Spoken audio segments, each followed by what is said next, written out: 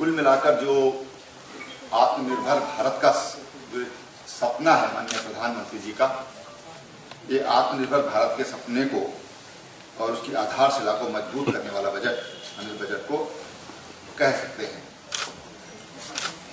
आत्मनिर्भर भारत पैकेज के अंतर्गत 27.1 लाख करोड़ प्रस्तावित किया गया है, जो जीडीपी का 13% है। जो कोरोना काल में जो हेल्थ वर्कर आदि के विशेष योगदान को भी इसमें सराहा गया है, उनको उनके नमन के साथ इस बजट को फोकस किया गया है।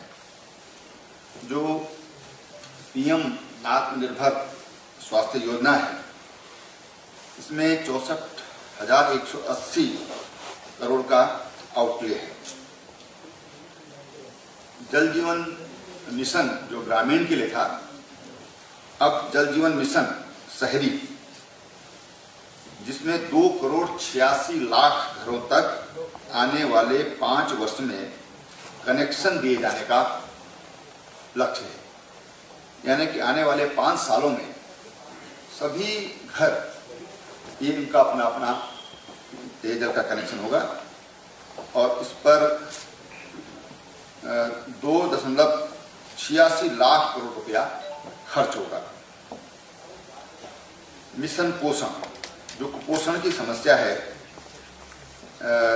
देश में, उसको दूर करने के लिए और जो कुपोषण के शिकार हैं उन तक न्यूट्रिशन अभियान एवं पोषण अभियान को जोड़कर नई योजना मिशन पोषण 2.0 ये प्रारंभ किया गया है।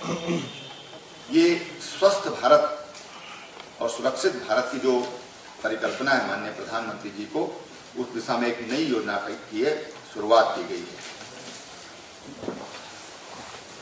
स्वच्छ भारत 2.0 लॉन्च किया जाएगा और जिसके लिए अगले 5 वर्षों में 1.42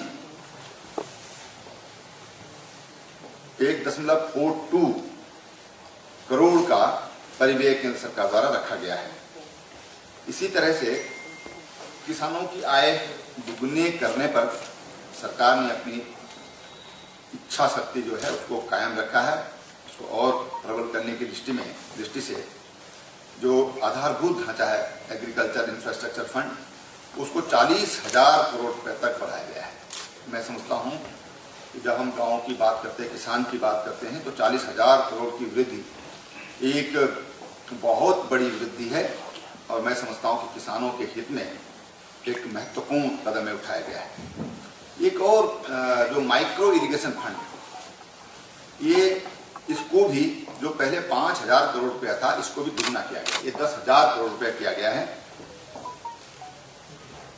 यानी कि जो हमारा कृषि का क्षेत्र है, उस दिशा में जो तमाम सुधार मोदी सरकार ने पिछले वर्षों में किए हैं, उसको और आगे बढ़ाने का काम इस बजट में किया गया है। 1,000 मंडी ई-नाम इलेक्ट्रॉनिक नेशनल मार्केट के साथ जुड़ेंगी। ऑपरेशन ग्रीन स्कीम के अंतर्गत खराब होने वाली 22 सामग्रियों को सम्मिलित किया जा रहा है। पूर्व में घोषित की गई प्रधानमंत्री स्वामित्व स्कीम को विस्तारित करते हुए अभी इसमें कुछ जिलों को सम्मिलित किया गया था, अब इसको पूरे भारत में लागू किया जा रहा है। मैं समझता हूँ कि ये गाँव में जो तमाम तरह के विवाद होते थे, गाँव में भूमि को लेकर के जो तमाम तरह की समस्या होती थी और ऐसे अनावश्यक विवाद गाँव में हो जाते थे, वो विवाद इससे कम होंगे, धीरे धीरे समाप्त हो जाएंगे। उसको पूरे देश में लागू किया गया है। 100 नए सैनिक स्कूल खोले जाने की इसमें घोषणा की गई है। ये हमारे राज्य की दृष्टि से भी बहुत महत्वपूर्ण है, क्योंकि हमारे राज्य के नवयुवक, उनकी इच्छा होती है कि वो सेना में जाएं, तो हमारे सैनिक स्कूल निश्चित रूप से इसमें उत्तराखंड को भी एक बड़ा फायदा हमको होने की उम्मीद है। ये जो मेगा इन्वेस्टमेंट टेक्सटाइल पार्क, इनको प्राथमिकता दी गई है और इस क्रम में 7 टेक्सटाइल पार्क 3 सालों में बनाने का लक्ष्य रखा गया है। इस इसमें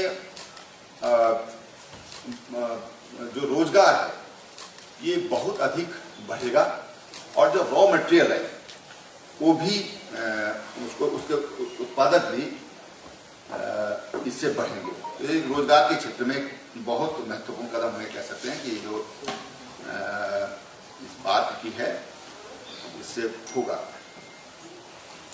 किफायती आवास,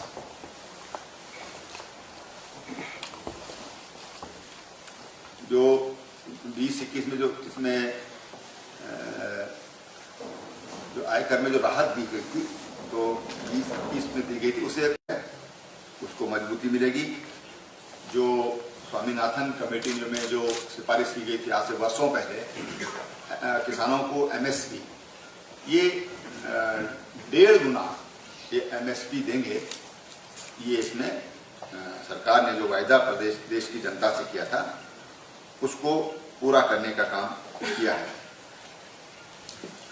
अगर हम ये देखें, अगर पिछले बजटों की तुलना में अगर हम देखें तो यूपीए सरकार ने जो पैसा किसानों के खातों में पहुंचाया था उससे 3 गुना ज्यादा पैसा किसानों के खातों में पहुंचाया गया है। और इस तरह से हम कह सकते हैं कि ये बजट हमारे जो हमारे सबके स्वस्थ और निरोगी रहने की जो हमारी कामना है उसको पूरा करने वाला ये बजट हम इसको कह सकते हैं।